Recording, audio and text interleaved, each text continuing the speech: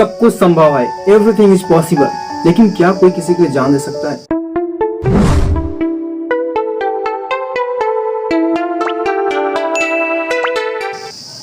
नमस्कार दोस्तों, मैं अमित आप सभी का स्वागत करता हूं अमित क्रिएटिव चैनल में। दोस्तों, हम सब सक्सेस होना चाहते हैं, लाइफ में हम सब कामयाब होना चाहते हैं और हम कामयाबी की उस मंजिल तक पहुंच सकते हैं, उस शिखर तक पहुंच सकते हैं जहां पर हम पहुंचना चाहते हैं। लेकिन क्या सबके सब लोग कामयाब हो जाता है? दोस्तों, अगर मैं सच बोलूं ना तो ज्यादातर लोग अपनी लाइफ में सक्सेस नहीं हो पाते हैं। रीजन क्या है, कारण क्या है?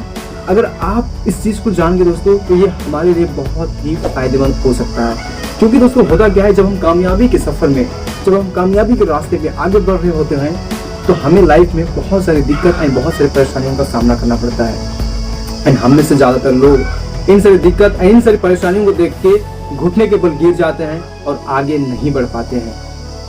लेकिन दोस्त, कामयाब इंसान गिरने के बावजूद भी उठता है, वो हालातों से लड़ता है और एक दिन अपने मंजिल को जरूर छूता है। दोस्तों, आज ना मैं आपको कामयाबी का एक सीक्रेट बताऊंगा। अगर इस सीक्रेट को अगर आप जान लिए तो आपको किसी भी जगह सक्सेस होने से कोई नहीं रोक सकता है। आपने सुना होगा law of gravity, law of Karma, ये हमारे लाइफ में काम करती है। उसी प्रकार हमें सक्सेस दिलाने के लिए एक लॉ है, एक प्रिंसिपल है। उस लॉ का नाम है लॉ ऑफ पॉसिबिलिटी, यानी कि संभावनाओं का नियम। इस नियम के अनुसार दोस्तों, ये नियम कहती है कि इस दुनिया में सब कुछ संभव है। जो आप चाहते हैं, जो आप सोच सकते हैं, वो चीज आप अचीव कर सकते हैं इस नियम के थ्रू। ये नियम काम कैसे करता है ये हमें जानना चाहिए। दोस्तों, जिस प्रकार से एक स्वादिष्ट सब्जी बनाने के लिए हमें अलग अलग मसाले की आवश्यकता होती है, उसी प्रकार लाइफ में सक्सेस होने के लिए भी हमें अलग अलग मसाले की आवश्यकता होती है। दोस्त, फिर से मैं आपको बताना चाहूंगा, लॉ ऑफ पॉसिबिलिटी कहती है कि एवरीथिंग इज पॉसिबल। मैंने आपको शुरू में कहा था कि क्या कोई किसी के लिए जान दे सकता है, तो ये लॉ कहती है कि at someone is there who will die for you. And ये लॉ ऑफ पॉसिबिलिटी जो बोलती है वो मैं आपको प्रूफ भी करूंगा दोस्तों इस वीडियो में। मेरे वीडियो को लास्ट में जरूर बने रहना, क्योंकि मैं दो स्टोरी सुनाने वाला हूँ। ये दोनों स्टोरी आपको बहुत मजा आने वाला है। दोस्तों, लॉ ऑफ पॉसिबिलिटी हमें ये दर्शाती है कि दुनिया में जो कुछ भी काम है, सब काम संभव है, सब काम किया जा सकता है। क्योंकि इम्पॉसिबल इस दुनिया में कुछ भी नहीं है दोस्तों। अगर हम इम्पॉसिबल को तोड़ के देखें तो इम्पॉसिबल शब्द इटसेल्फ कहती है कि I am possible, I am possible, I am possible. Right दोस्तों, एक मैं आपको स्टोरी सुनाऊंगा। मुझे पता है कि आप में से ज्यादातर लोग स्टोरी सुनने में बहुत इंटरेस्टेड है। दोस्तों, सैकड़ों वर्ष पुरानी मैं आपको एक स्टोरी सुनाऊंगा। आपने नाम तो सुना होगा गुरु गोविंद सिंह, जो सिखों के 10वें गुरु हैं। मुगलों के शासनकाल में बादशाह औरंगजेब का तानाशाही शासन देखा ना गया दोस्तों। उसी टाइम गुरु गोविंद सिंह ने मुगलों के ईंट का जवाब पत्थर से देने की सोची। उस समय उन्होंने अपने सारे प्रजा को एक सभा के लिए बुलाया। बहुत बड़ी भीड़ उस सभा को ज्वाइन करा हुआ था। सामने में एक स्टेज था, जगह जगह से लोग आए हुए थे। गुरुजी स्टेज पे आए और कहने लगे, आज मुझे आप सबों का एक बहुत बड़ा कंट्रीब्यूशन चाहिए। इतना कहने के बाद दोस्तों, गुरुजी ने लंगी दुधारी तलवार को निकाले और उन्हें कहने लगा कि देश बलिदान मांगता है। कितने सारे ऐसे मेरे लोग हैं जो मेरे लिए जान देने को तैयार हैं। दोस्तों, गुरुजी की बातों को सुन के लोगों की आंखों में आंसू दिखाई देने लगे। गुरुजी की बातों को सुन के लोग इधर उधर देखने लगे। पूरा का पूरा सभा सन्नाटा छा गया। लोग डर के मारे कांप रहे थे। उनको समझ नहीं आ रहा है कि हो क्या रहा है। लेकिन उसी बीच दोस्तों, दयाराम नामक का व्यक्ति जो लाहौर का था, उन्होंने अपना हाथ उठाया और बोला कि गुरुजी, मैं अपना शीश दान करने के लिए तैयार हूँ। गुरुजी ने उस इंसान को स्टेज के पीछे तंबू बना था, वहां ले गए। तंबू से मरने वाले की चीख आई और खून पूरा बहने लगा दोस्तों। और खून से लथपथा हुआ तलवार को लेकर गुरुजी फिर स्टेज पे आए। फिर उन्होंने कहने लगा कि अब भी मेरा तलवार खून का प्यासा है। कितने सारे ऐसे और व्यक्ति हैं जो मेरे लिए अपना जान देने को तैयार। पूरा माहौल सन्नाटा छा गया था। लोगों की आंखों में आंसू दिखाई दे रहे थे। उसी बीच दोस्तों, धर्मदास नामक व्यक्ति पीछे से अपना हाथ उठाया तो बोला कि गुरुजी, मैं अपना शीश आपको दान करने के लिए तैयार हूँ। उस इंसान को भी गुरुजी दोस्तों स्टेज के पीछे लगे तंबू में। एंड मरने वाले की चीख जोर से आई और खून का नदी पूरा स्टेज से बहने लगा। पूरा माहौल ठंड पड़ गया था। गुरुजी स्टेज पे आए, अपना खून से लथपथा टपकता हुआ दुधारी तलवार को लोगों को दिखाए और फिर कहने लगे कि अब कौन तैयार है जान देने के लिए। दोस्तों, पूरा माहौल ठंड पड़ गया था। लोगों को समझ नहीं आ रहा था कि हो क्या रहा है। उसी बीच दोस्तों, हिम्मत राम नामक व्यक्ति, उन्होंने अपना हाथ उठाया और बोला कि गुरुजी, मैं अपना शीश देने के लिए तैयार हूँ। इस इंसान को फिर गुरुजी ने स्टेज के पीछे तंबू में ले गए, मरने वाले की चीख आई और पूरा खून, नदी का खून पूरा स्टेज से बहने लगा। ऐसे ही करते गए दोस्तों 5 व्यक्ति रेडी हो गए जिन्होंने गुरुजी के लिए शीश देने को तैयार हो। अंतिम में गुरुजी ने उस 5 को तंबू के अंदर नए कपड़े पहनाए और उस 5 को स्टेज के आगे लेके आए और उन्हें कहा कि मैंने इनका जान नहीं लिया, लेकिन मैं ये देखना चाहता था कि कितने आदमी लोग हैं जो मेरे लिए अपना जान देने को तैयार हैं। बिकॉज दोस्तों यानी यहाँ पे भी हमारा लॉ ऑफ पॉसिबिलिटी काम करता है। लोग जान देने के लिए तैयार हैं, लोग अपनी जिंदगी का परवाह किए बिना दूसरे के लिए अपना जान कुर्बान करने को तैयार हैं। दोस्तों यहाँ पे भी हमारा लॉ ऑफ पॉसिबिलिटी काम करता है। तो दोस्तों मैंने आपको पहले ही कह दिया था कि लॉ ऑफ पॉसिबिलिटी कहती है कि सब कुछ संभव है, इम्पॉसिबल कुछ भी नहीं है। क्योंकि इम्पॉसिबल इट सेल्फ चिल्ला चिल्ला के कहती है दोस्तों, अगर हम इसको तोड़ दें तो I am possible, I am possible, I am possible, right. शायद अभी तक आपने मेरी बातों को समझ पाया होगा जो मैं आपको बताना चाह रहा हूँ। लेकिन दोस्तों अगर आप इंटरेस्टेड हैं तो मैं अगेन वन स्टोरी बताना चाहूंगा जो बहुत ही इंटरेस्टिंग है। एंड स्टोरी की कंप्लीट होने के बाद मैं आपको एक सीक्रेट बताऊंगा। वो सीक्रेट आपके और हमारे लाइफ में बहुत ज्यादा खुशियां लाएंगे दोस्तों और एक स्टोरी मैं आपको सुनाना चाहूंगा जो सैकड़ों वर्ष पुरानी जमीन से जुड़ा हुआ एक गरीब इंसान का स्टोरी है। आपने नाम तो सुना होगा माझी द माउंटेन, दशरथ माझी के बारे में, जो गया जिले के रहने वाले हैं। बिल्कुल जमीन से जुड़े हुए थे।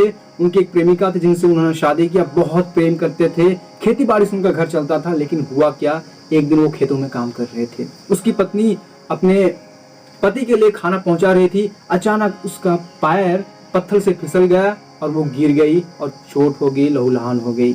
लेकिन दोस्तों सिचुएशन कुछ ऐसा था, हॉस्पिटल वहां से बहुत दूर था एंड बीच में एक बहुत बड़ा पहाड़ था। तो पहाड़ को पार करके हॉस्पिटल ले जाना बहुत मुश्किल का काम रहा करता था। अगर हम उस पहाड़ को घूम के जाएं तो तकरीबन दोस्तों हमें एक दिन जैसा लग ही जाता था। तो it was very difficult that time. And दोस्तों क्या हुआ कि दशरथ माझी वो अपना बेबी को बचा ना सकी एंड बेचारी भगवान की प्यारी हो गई। उसी समय दोस्तों दशरथ माझी ने ठाना कि इस पहाड़ के चलते उसकी बीबी का डेथ हुआ है। उन्होंने अपने दिल में ठाना, उन्होंने कहा जब तक तोड़ेंगे नहीं तब तक छोड़ेंगे नहीं, जब तक तोड़ेंगे नहीं तब तक छोड़ेंगे। और उन्होंने छीनी और हथौड़े, सिर्फ छीनी और हथौड़े लेके उस पहाड़ को तोड़ने के लिए निकल गया। अब सोच के देखिए दोस्तों कि उतनी लंबी पहाड़ जो 25 फीट ऊंची है एंड 360 फीट लंबी पहाड़ को तोड़ना कितना मुश्किल हो सकता होगा। एंड लोगों ने क्या बोला होगा उसे, लोग बोलते थे पागल है, संकी है, क्या हो गया। लोग तरह तरह की बातें दशरथ माझी को सुनाते थे। लेकिन दोस्तों जो प्यार था, जो जज्बा था, जो जुनून था अपने पत्नी के लिए, वो बहुत बड़ी चीज था। एंड वो छीनी और हथौड़े से तोड़ता रहा, लगातार कंटिन्यू मेहनत करता रहा, छीनी और हथौड़े से पूरे पहाड़ को तोड़ता रहा। कभी प्यास लगती, कभी भूख लगता, सब कुछ सहने के बाद भी उन्होंने हिम्मत ना हारा। एक दिन दोस्तों हुआ क्या, दशरथ माझी को बहुत ज्यादा भूख लग गया। सामने में एक झाड़ी था, झाड़ी में कुछ रसपस की आवाज आई। उन्हें सोचा कि वहां पे चूहा है। जब वो मारने के लिए गया तो सांप ने उसके पैर को डस दिया। अब मरता क्या ना करता, जब तक हॉस्पिटल पहुंच जाए तब तक तो शायद जान चली जाती। दोस्तों उन्होंने अपना छेने लिया एंड हथौड़े से वार करके अपना पैर का अंगुली को खत्म कर दिया। दोस्तों ये हालत उनके साथ में हुआ, पीने के लिए उनको पानी नहीं मिलता था। लेकिन भी जब लोग उसको पूछते थे कि भाई दशरथ माझी तू कैसा है, क्या हालचाल दशरथ भाई? शानदार, जबरदस्त, जिंदाबाद। लोगों को समझ में नहीं आता कि ये इतना मोटिवेट क्यों रहता है। दोस्तों 1 साल, 2 साल, 3 साल पहाड़ को तोड़ते रहा, 5 साल तोड़ते रहा कंप्लीट, लेकिन नहीं हो पाया था तोड़ना। लोग तरह तरह की बात बोल रहे थे। लेकिन एक दिन ऐसा दौर आता है दोस्तों कि 22 साल के बाद उन्होंने 360 फीट लंबी 25 फीट ऊंची पहाड़ को 30 फीट चौड़ी तोड़ डाली। और मेरी बात को सुनिएगा कि 360 फीट लंबी पहाड़, 25 फीट ऊंची पहाड़ को 30 फीट चौड़ी तोड़ डाली, सिर्फ छीने और हथौड़े के दम पे। एंड उनको दोस्तों 22 साल लगा।